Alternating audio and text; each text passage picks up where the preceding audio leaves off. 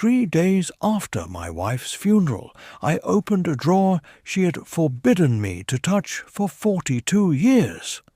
What I found inside destroyed everything I thought I knew about my marriage. At first, I almost ignored the key. It was hidden beneath a folded sweater in the back of Clara's closet. Small, silver, ordinary, the kind of thing most people would throw into a junk drawer without thinking twice. But Clara had never been careless. Not once in 42 years. That was the first thing you must understand about my wife. She controlled details. Every cabinet in our house had a purpose.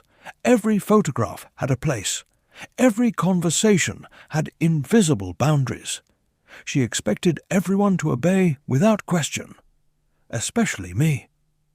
When we married in 1974, I mistook her control for elegance, confidence, intelligence. By the time I realized it was something darker, I was already too deep inside the life we had built together. And now she was gone. The funeral had ended 2 days earlier. People hugged me, told me Clara was wonderful, strong, graceful, organized. They said I had been lucky to spend my life with such a remarkable woman. I nodded through all of it, because when someone dies, the world suddenly edits them. Nobody speaks about cruelty. Nobody mentions coldness. Nobody talks about fear. Only the polished version survives. That night the house felt unbearable. 42 years of noise had vanished overnight. No footsteps, no criticism, no tension hanging silently in the walls, just stillness. I sat alone in the kitchen at nearly midnight, staring at her empty chair, trying to decide whether what I felt was grief or something far more confusing. Then I remembered the key. At first I thought it belonged to some old cabinet. But when I carried it upstairs, something pulled my attention toward Clara's writing desk, the bottom drawer, locked. I froze, because in 42 years I had never once seen that drawer open, not once. And whenever I jokingly asked about it, Clara's answer was always immediate. Private things should remain private. I used to respect that sentence. That night, I hated it. My hands actually shook while inserting the key. Part of me wanted to stop. Another part already knew something inside that drawer had controlled our entire marriage without me realizing it. The lock clicked. I opened it slowly. Inside were hundreds of letters, neatly tied together with faded blue ribbon. Every bundle had dates, decades of secrets. At first, I assumed they were family letters, old memories, maybe things she had written before we met. Then I saw the name, Daniel, over and over again. My stomach tightened. I untied the first bundle carefully, suddenly aware that my entire body had gone cold. The first letter began, "My Clara, I still dream about the life we should have had." I stopped breathing. I read the sentence 3 times. Then I kept reading. And with every paragraph, the world I'd spent 4 decades believing in began collapsing silently around me. Daniel wasn't an old boyfriend. He was the love of her life. Not me, him. The letters stretched across nearly 30 years. 30 years. They had met before I ever knew her. According to the letters, Clara had wanted to marry him, but her parents disapproved because he was poor and unstable. Then she met me. Safe, reliable, predictable. A man her family approved of immediately. And suddenly my entire marriage made horrifying sense. The emotional distance, the coldness, the feeling that I was constantly auditioning for affection I never fully received. I had spent 42 years blaming myself for not being enough.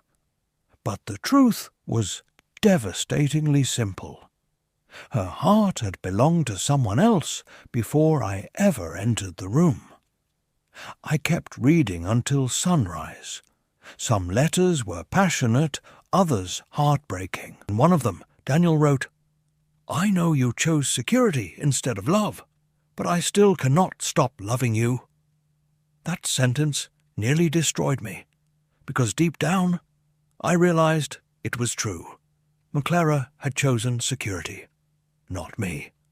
And suddenly, I remembered every strange moment I had ignored for decades.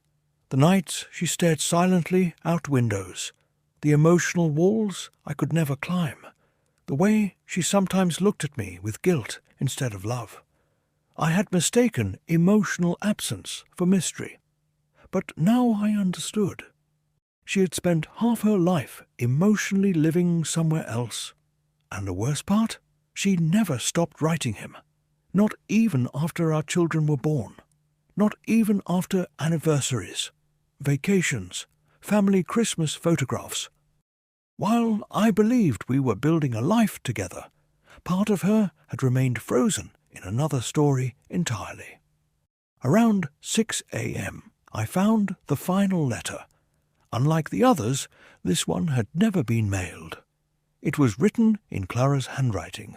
My hands trembled while unfolding it. "Daniel, I think I made the greatest mistake of my life." Here I had to stop reading. The room suddenly felt too small to breathe inside. After several minutes, I forced myself to continue. I kept believing security would eventually become love. Everyone told me it would. But safety and love are not the same thing. Henry is a good man, better than I deserved. But every year I wake up beside him feeling guiltier than the year before. My chest physically hurt reading those words, not because she loved someone else, but because for the first time in my life, I realized she had been trapped too, just differently than I was. The letter continued. "I built a comfortable life while slowly destroying 3 people at once. You, myself, and a man who deserved someone capable of loving him completely."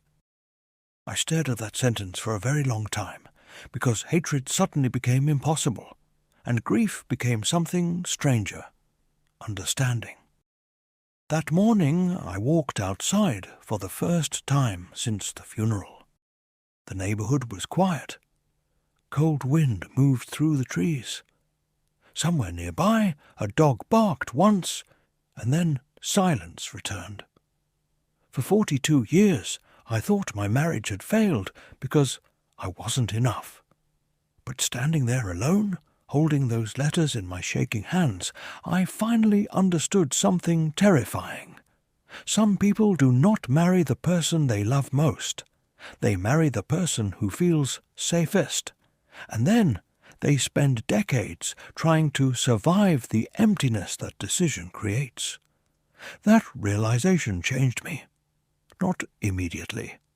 Pain like that doesn't disappear in one dramatic moment. But over the following months, something inside me slowly awakened. For the first time in decades, I stopped blaming myself for Clara's distance. I stopped replaying every argument, every cold silence, every failed attempt to earn warmth from someone emotionally unavailable. And, eventually, I stopped competing with a ghost. A year later, I returned the letters to the drawer. Not because I forgave everything, but because I finally understood that human beings are far more complicated than villains and victims. Clara was not evil. She was afraid of disappointing her family, afraid of instability, afraid of choosing love and losing everything. So she chose safety instead. And all of us paid for it. Sometimes I wonder what would have happened if she had married Daniel. Maybe they would have struggled financially and divorced after 5 years. Or maybe they would have lived poor and deeply in love until the end. I will never know. But I do know this. There is a particular loneliness that comes from spending your life beside someone who never fully arrived emotionally. And unless you experience it yourself, it is almost impossible to explain. Today, I am 81 years old. People often ask me whether I regret my marriage. The truth is more complicated than that, because despite everything, there were still birthdays, children, shared mornings, laughter, quiet moments that mattered. Life is rarely completely tragic or completely beautiful. Usually it is both at the same time. But if there is one thing I wish younger people understood, it is this. Do not marry someone simply because they feel safe. And do not give your life to someone whose heart still belongs somewhere else. Because eventually the truth reveals itself, sometimes after months, sometimes after decades, and sometimes only after the funeral.